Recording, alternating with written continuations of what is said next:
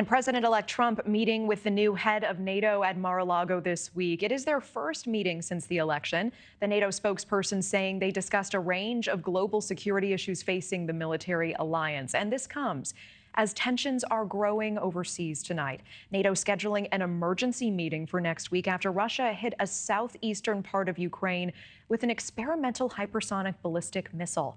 That Russian missile, nicknamed Oreshnik, or hazelnut tree, traveled 800 miles in just 15 minutes, striking the town of Dnipro. Now, Russian President Vladimir Putin claims no other country possesses a weapon like this.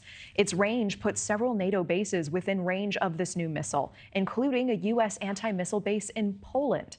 Russian officials calling it a priority target. NewsNation's Elina Shirazi live for us in Washington as Russia is making cryptic threats to the West that it could soon retaliate against NATO countries. Elina. Natasha, good evening. Yeah, we know Russia launching a brand new nuclear-capable ballistic missiles for the first time. We know that this move is putting global leaders on edge and could possibly complicate negotiations for the incoming Trump administration, who has said time after time that their goal is to end the war in Ukraine on day one.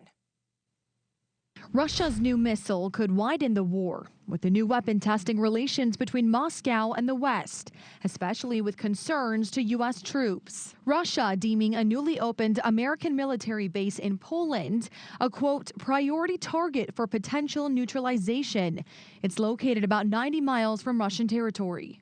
The base is focused on taking out short to intermediate range missiles like the one Russia just tested. It's not clear how many troops are based there, but there are about 10,000 U.S. soldiers stationed in Poland. This video shows Russia's experimental hypersonic missile coming down on its target, the central Ukrainian city of Dnipro, just 2 days ago. Putin says the intermediate range missile can travel at 10 times the speed of sound, has a range of up to 3,400 miles, and carry multiple nuclear warheads, with the Kremlin set to continue to test the hypersonic missile and start mass producing them. Russia says it warned the U.S. 30 minutes before launching the new weapon. This was a new type of lethal capability that was employed on the battlefield. So that's certainly of concern to us. Putin suggested in a televised address that the attack is in response to President Biden giving the green light for Ukraine to use American-made missiles to strike inside Russia. He also warned the West the new missile could be used to attack any Ukrainian allies, and they could not intercept the missile because no countermeasures exist today. The Biden administration responding to Putin's threats by doubling down on support to Ukraine. Of course, we're going to take seriously the rhetoric coming out of Russia, but our focus remains on arming Ukraine and supporting Ukraine what it needs the most on the battlefield. And as a reminder, as this reckless rhetoric continues, Putin can choose to end this war today.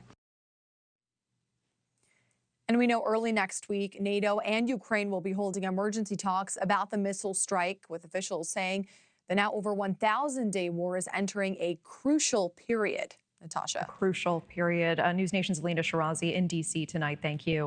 Thanks for watching. Go to joinnn.com to find NewsNation on your screen. And don't forget to click the red subscribe button below to get more of NewsNation's fact-driven, unbiased coverage.